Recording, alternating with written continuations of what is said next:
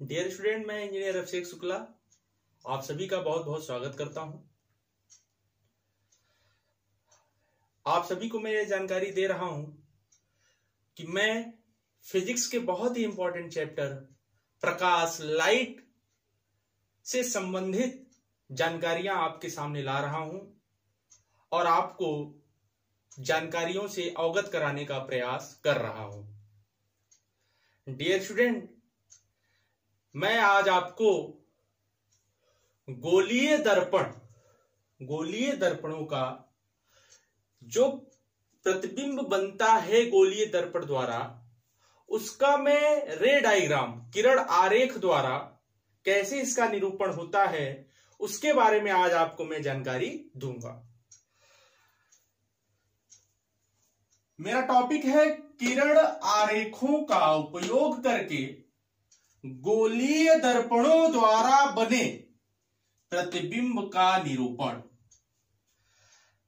Representation of images formed by spherical mirror using ray diagram. Dear student,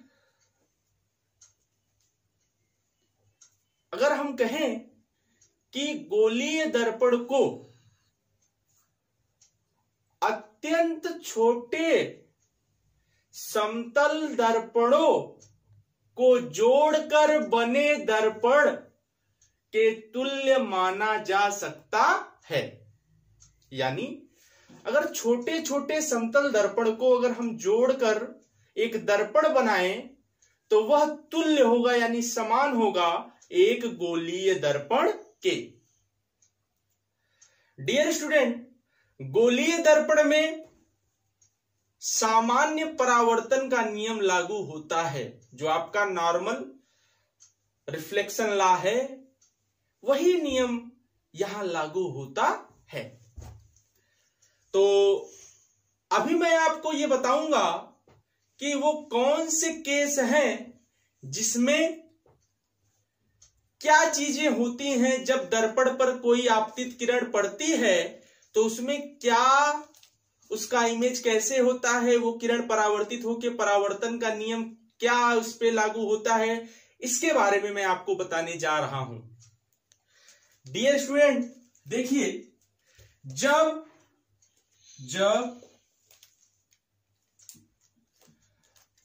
प्रकाश की किरण यानी प्रकाश की जो आपतित किरण है वह ये हमारा मुख्य अक्ष है, आप सभी जानते हैं ये हमारा प्रिंसिपल एक्सिस है। जब प्रकाश की किरण मुख्य अक्ष के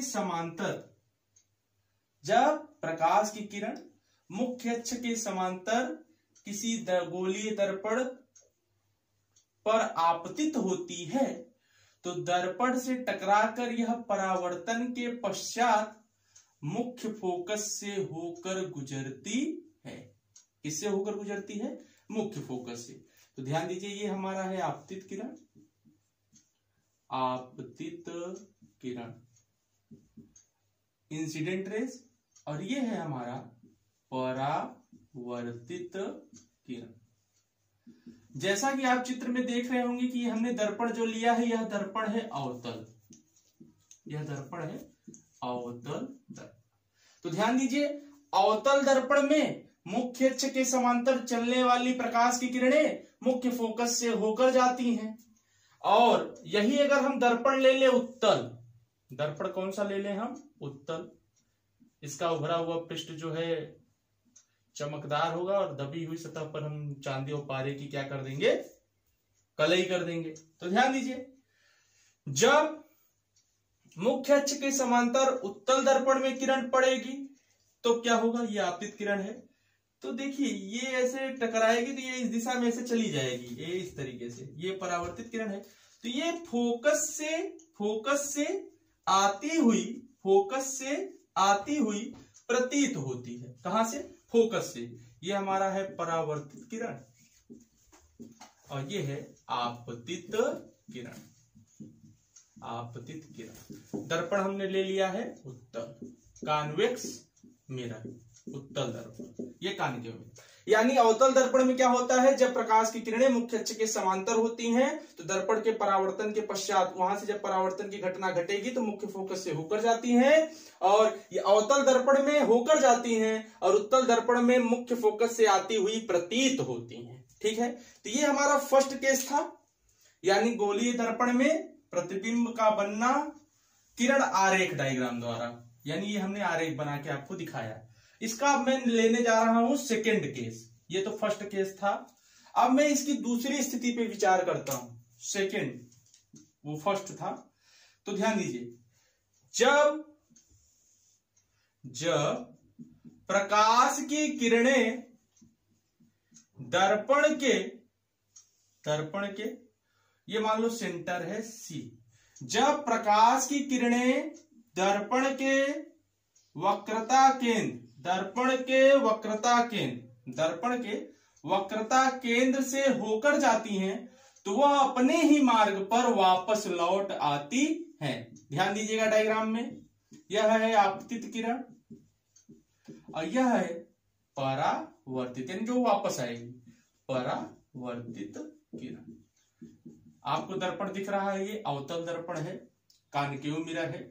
यानी जब प्रकाश की किरणें वक्रता केंद्र से होकर जाएंगी तो परावर्तन के पश्चात, दर्पण से टकराने के पश्चात उसी मार्ग पर वापस लौट आती हैं। फिर देखिएगा, ये है हमारा जैसे उत्तल दर्पण,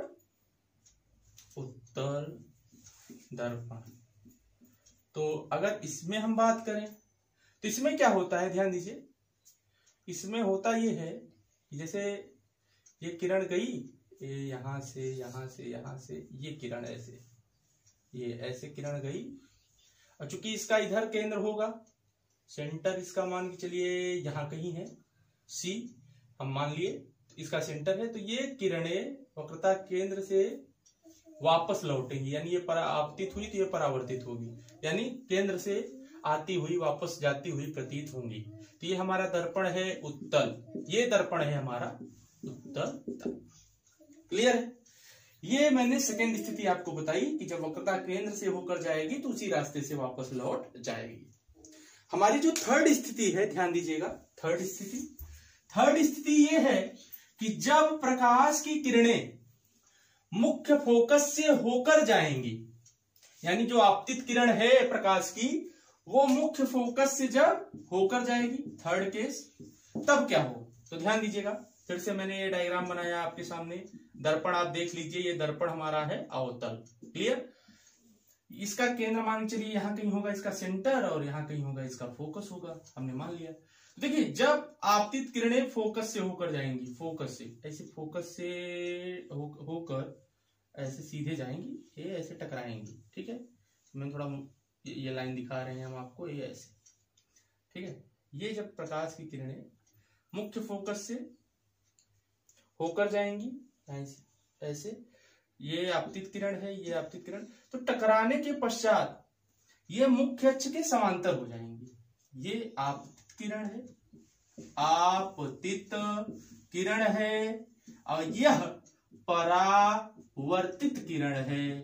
ध्यान दीजिए फिगर को, ये मैं किरण आरेख का उपयोग करके समझा रहा हूं कि जब प्रकाश की किरण फोकस से होकर दर्पण से टकराएगी तो परावर्तन के पश्चात मुख्य अक्ष के समांतर हो जाएगी। ये हमारा है मुख्य अक्ष, मुख्य अक्ष के क्या हो जाएगी, समांतर हो जाएगी। ये दर्पण आप देख रहे हैं, ये अवतल दर्पण है। उत्तल दर्पण में क्या होगा, उत्तल दर्पण हमने बना लिया। देखिए इधर, जैसे ये मुख्य फोकस से होकर जा रही है, यहां से देखिए, इसको ऐसे डाटेड दिखा दिया, यहां कहीं इसका फोकस था, मुख्य फोकस से हो रही है, तो ये क्या होगी, टकराने के पश्चात मुख्य अक्ष के क्या हो जाएगी, समांतर हो जाएगी। तो ये हो गया इसका आपतित किरण, और ये हो गया परावर्तित किरण। डियर स्टूडेंट, ये मैंने इसके 3 केस आपको यहाँ जानकारी जो दे रहा हूं, 3 स्थितियों पे दे रहा हूं कि जब प्रकाश की किरण किसी दर्पण पर अगर मुख्य अक्ष के समांतर पड़ेगी तो वो फोकस से होकर जाएगी, जब फोकस से होकर जाएगी तो मुख्य अक्ष के समांतर हो जाएगी परावर्तित किरण, और जब वक्रता केंद्र से होकर जाएगी तो उसी मार्ग पर वापस लौट जाएगी। डियर स्टूडेंट, ये मैंने आपको जो किरण आरेख का उपयोग करके गोली दर्पण में प्रतिबिंब के बनने और उसका ये निरूपण की जो अभी जानकारी दी, आई होप आपको ये बातें समझ में आई होंगी। यदि नहीं समझ में आई हैं तो इस वीडियो को स्टार्टिंग से एक बार फिर देखने का प्रयास करिएगा, एक बार फिर देखिएगा, और हमारे प्रकाश से संबंधित जो मैंने स्टार्टिंग से वीडियोस अपलोड किए हैं उनको भी देखिए, जिससे आपका बेसिक कॉन्सेप्ट जो है वो आपका क्लियर होता जाए। डियर स्टूडेंट, आई होप आपको ये सारी बातें समझ में आई होंगी। आप सभी का बहुत बहुत धन्यवाद।